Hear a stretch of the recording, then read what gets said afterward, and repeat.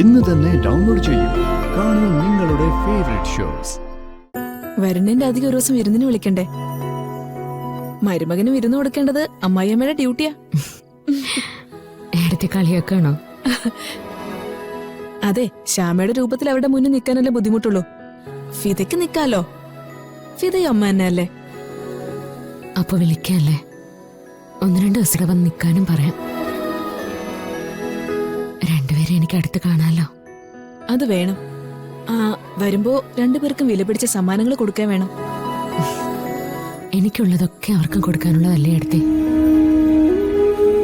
ഒരു തിരിച്ചറിവ്, അത് കഴിഞ്ഞ എല്ലാം അവളിലേക്ക്. അത് തന്നെ എന്റെ ജീവിതത്തിന്റെ ഉദ്ദേശം. നടക്കില്ലാന്ന് കരുതിയ ഓരോ കാര്യങ്ങളും കൺമുന്നിൽ നടക്കുമല്ലേ?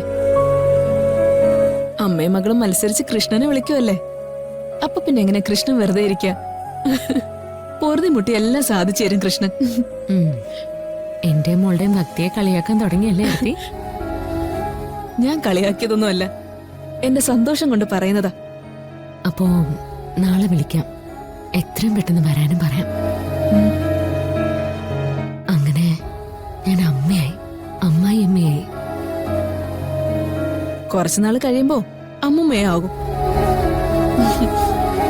നല്ലൊരു പൊന്നും കുടത്തിനെ രാധിക മടിയിൽ കൊണ്ടുവന്ന് വെച്ചു തരും.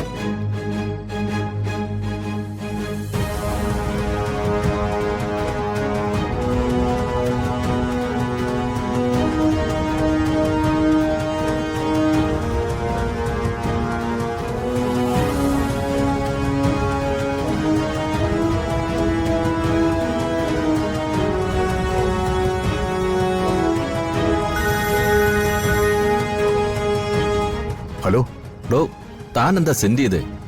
അത് പ്രിയങ്കയെ തട്ടിക്കൊണ്ടുപോയവരുടെ ഫോട്ടോസാ. ഇപ്പൊ ഏതോ ഒരു നമ്പറിൽ നിന്ന് എനിക്ക് സെൻഡ് ചെയ്തതാ. ആരായിരിക്കും ഇതിന് പുറകെ? ആരെയോ അവർ കണ്ടെത്തിയിരിക്കുന്നു എന്നത് സത്യം. അത് ആരതി വർമ്മയുടെ ടീമാണോ അതോ അന്വേഷണ ഉദ്യോഗസ്ഥരായിരിക്കോ? അന്വേഷണ ഉദ്യോഗസ്ഥരെക്കാൾ വേഗത്തിലാ ആരതി വർമ്മയുടെ ടീം സഞ്ചരിക്കുന്നത്. എന്റെ കണക്കൂട്ടലനുസരിച്ച് അവരാകാനാ സാധ്യത കൂടുതൽ. പക്ഷേ അത് തനിക്ക് അയച്ച എന്തിനെന്നാ എനിക്ക് മനസ്സിലാവാത്തത്. ഉറപ്പായിട്ടും ഇതിന് പിന്നാലെ ഏതെങ്കിലും കോൾസ് തനിക്കുണ്ടാവും. അറ്റൻഡ് ചെയ്യാൻ നിൽക്കണ്ട. ഓക്കെ. പിന്നെ താൻ നിയോഗിച്ചവരെ അവര് കണ്ടെത്തിയിട്ടുണ്ടെങ്കിൽ ഒരു കാരണവശാലും ഇപ്പം നിൽക്കുന്നിടത്ത് അവര് സുരക്ഷിതരല്ല.